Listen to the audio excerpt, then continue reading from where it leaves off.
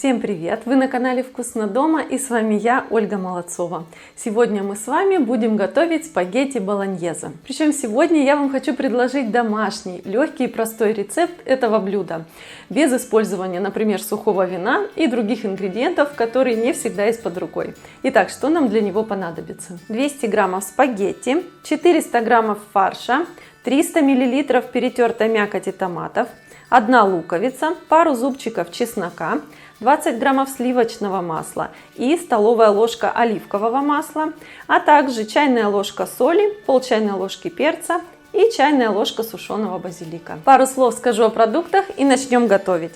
Что касается фарша, у меня говяжий, но можно использовать любой, какой вам нравится. Например, из курицы, индейки, смешанные, говядина со свининой и так далее. Вместо перетертой мякоти томатов можно также использовать и очищенные дольки томата в собственном соку или что-то в этом роде. В общем-то, можно даже взять томатную пасту, немного ее разбавить водой. И что касается спагетти, обычно это блюдо готовят с классическими спагетти, но я в последнее время очень полюбила капеллини.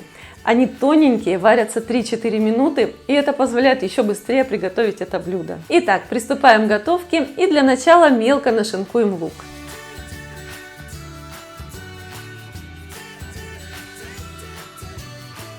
Дальше измельчим чеснок и начнем готовить соус. Я просто обожаю такие рецепты, где готовится все настолько быстро и просто.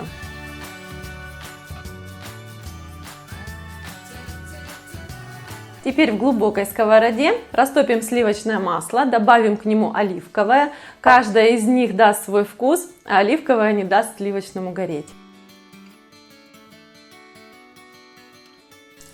Когда масло хорошо нагреется, обжариваем на нем лук до полуготовности. Добавляем чеснок и обжариваем еще пару минут. Дальше добавляем фарш, промешаем все как следует. Теперь всыпаем соль и перец. Обжарим несколько минут, чтобы фарш полностью проготовился, но не стал сухим. Сейчас добавляем мякоть томатов и базилик. Все тщательно перемешиваем и оставляем тушиться под крышкой минут 10 на среднем огне.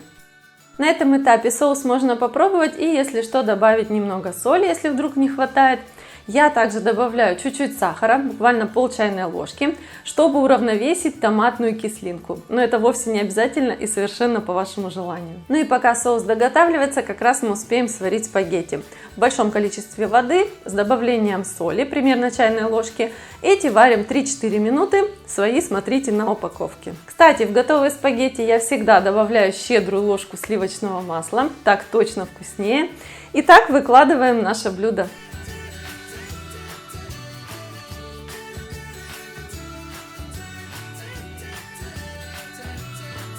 В общем-то, на этом наши спагетти болоньезе готовы, но какое итальянское блюдо без сыра, поэтому немного сверху присыпем тертым пармезаном.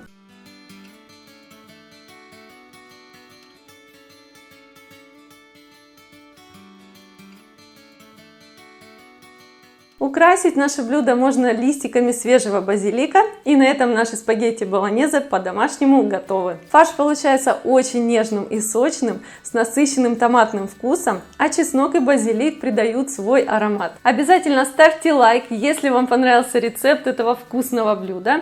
Не забывайте подписываться на мой канал и нажимать на колокольчик, чтобы не пропустить мои новые рецепты. Пишите мне в комментариях, как вы относитесь к таким простым рецептам и вообще любите ли вы итальянскую кухню.